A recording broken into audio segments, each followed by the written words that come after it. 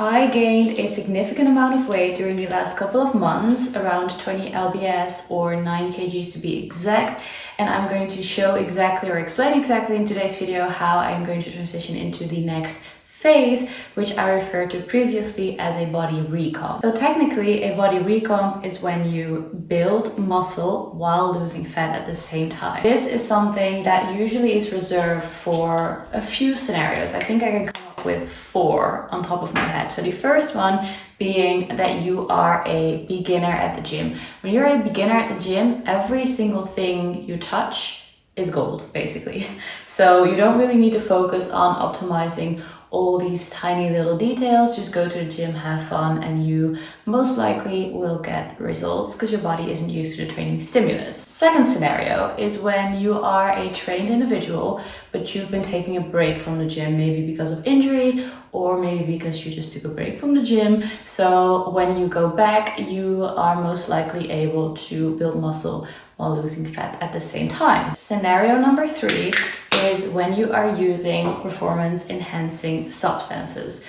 Now, I don't fall into any of those categories, which is why me saying that I want to do a body recomp doesn't necessarily make a lot of sense. Now, you can still do a body recomp and achieve results. I think this is the wrong color. But instead of saying that you want to achieve it in, let's say, 12 weeks, it would make more sense to say it is a long-term goal. So let's say in a year from now, I want to have a changed body composition, and that would be something that is indeed achievable. But then you would probably combine that with another goal, for example, saying that you want to feel more fit or more athletic. So for me, the phase that I want to transition into next is basically a different kind of phase, even though I referred to it as a recomp previously. But the reason why I want to transition into a different phase in general is because I feel like I got the results that I wanted to get during this bulking period. So now I'm excited to basically change things up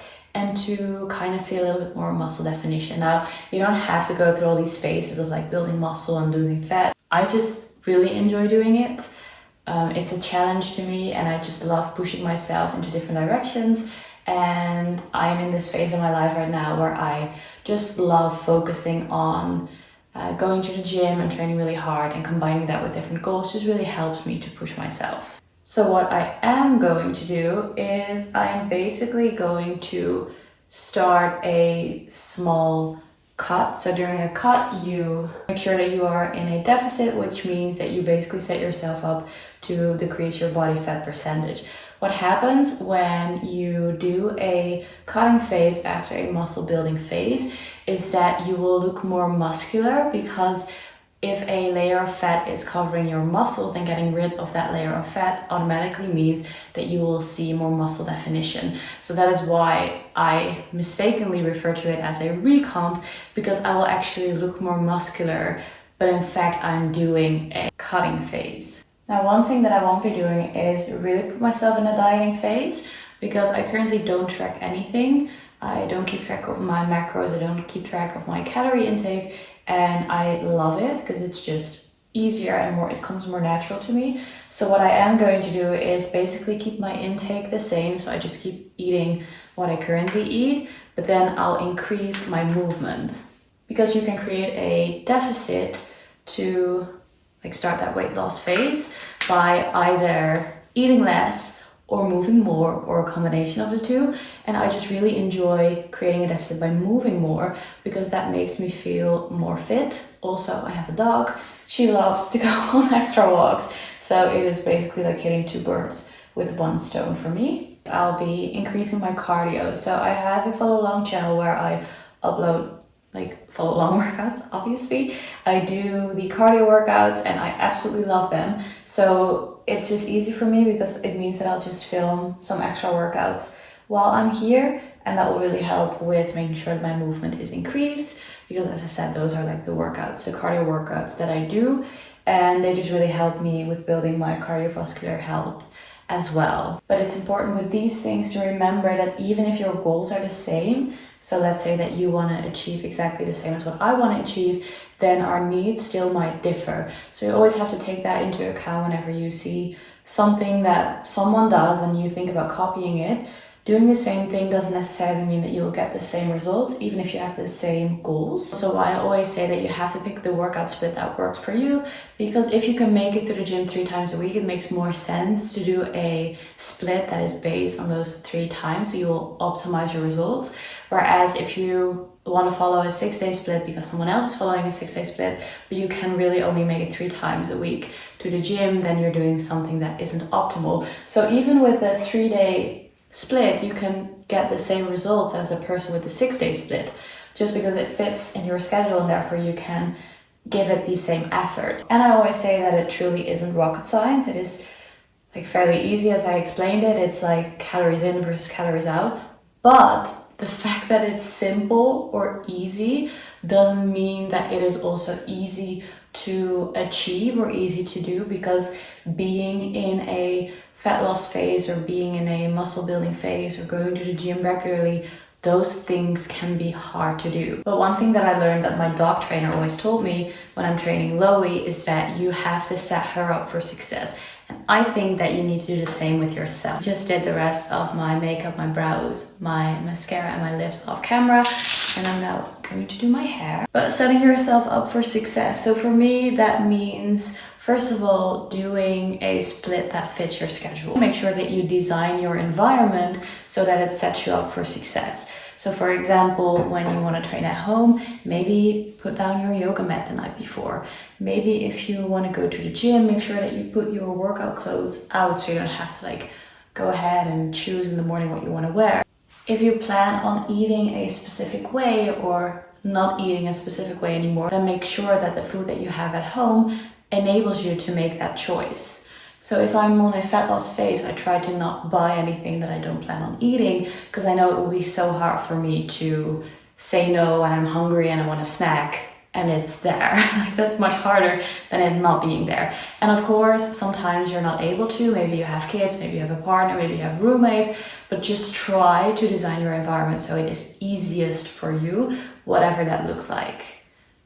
Because you will come up with excuses, because that's how our mind works. But that's just something that we have to fight against and train our mind, and it will become easier over time. Because as I mentioned in my last video, over time you will prove to yourself that you are able to achieve the things that you set out to do. So you make promises to yourself, you stick to them, you build your confidence. So over time, these things are a lot easier. But if you aren't there yet, then you have to build yourself up to that level, which every one of us is still struggling with it. It's an ongoing process, but all you can do is try to do better than yesterday. That being said, I'm going to blow dry my hair. I cut it, by the way. It wasn't till like my glutes. Insane. I love it that it's shorter now, because I was just wearing it up, which to me doesn't really make sense if you have long hair. But I'm going to film a follow along workout, so I'm going to do my cardio and then I'm going to go to the gym after. So I'll take you with me.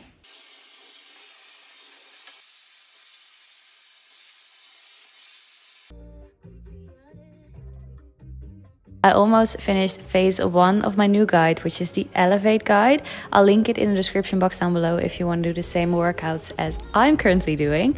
And regardless of what my goals are, whether it is that I'm in a muscle building phase or whether I'm in a fat loss phase as I currently transitioned into, my workouts always stay the same, because I don't use resistance training as a tool for fat loss. Resistance training for me is to help me build my muscle, and what helps you build muscle mass is also what helps to prevent you from losing it whenever you transition into a fat loss phase. So what I'll be doing is I'll use cardio as a tool for fat loss, as I explained previously. So I'll make sure that I increase my daily steps. I'll do extra cardio work, and that way I try to create that deficit. But my resistance training always stays the same. So regardless whether your goal is to build muscle or to lose fat or to do a body recomp, you can use my guide and follow the same split. The key to staying consistent over time, because we all know that consistency is what in the end gives us the results, but staying consistent with your workouts, whether it is the gym or home workouts, staying consistent with any of the healthy habits that you're trying to build, staying consistent with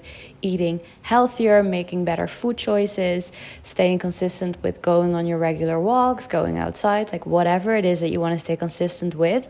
The key for me lays in the fact that you change your narrative and you change your language to, instead of I have to do this, to I get to do this. Because being able to have that choice in the first place, to go or not to go, or to stick to it or to not stick to it, that's already coming from a privileged position. And therefore, if you change your narrative to I get to do this instead of I have to do this, it made the biggest difference for me. Because every time I feel like I don't want to go to the gym, or every time I feel like not eating a healthy meal, saying to myself that I get to do this when there are so many people who don't even have that option, that really puts things into perspective, and that really helps me with being extremely grateful and truly building gratitude. And therefore, even if I might find some things annoying at times or I don't feel like going, I still remind myself that I get to go, and that's truly how I've been able to stay consistent over time. The first exercise for today is the 1.5 rep hip thrust, which is a great way to increase time under tension. I'm not putting the bar down in between my reps. I keep the bar above the ground to really keep that tension on my hamstrings and on my glutes. I usually do 4 or 5 exercises for leg day when I have 3 leg days per week. So even though I divide my leg days between quads and calves and glutes and hamstrings, and then I have 1 full leg day, I still do 4 or 5 exercises. Reason being is that volume is key when it comes to making progress. It's a really good indicator for hypertrophy, for muscle growth. But most people, instead of doing too little, they often do too much. And if you do too much volume, it's very hard to recover, and you would need a lot of time to recover between your sessions, which isn't really possible when you do 3 leg days per week. So whenever my frequency is higher, so whenever I have 3 leg days per week, I make sure that my volume per session is lower to make sure that I can actually properly recover from your workout, which is key, because if you don't recover, you can't grow, and therefore your effort has been going to waste when your goal is muscle building. 4 or 5 exercises shouldn't be too little work for most people. If you feel like it might be too little, then there is a chance that you aren't putting enough effort or intensity into your training.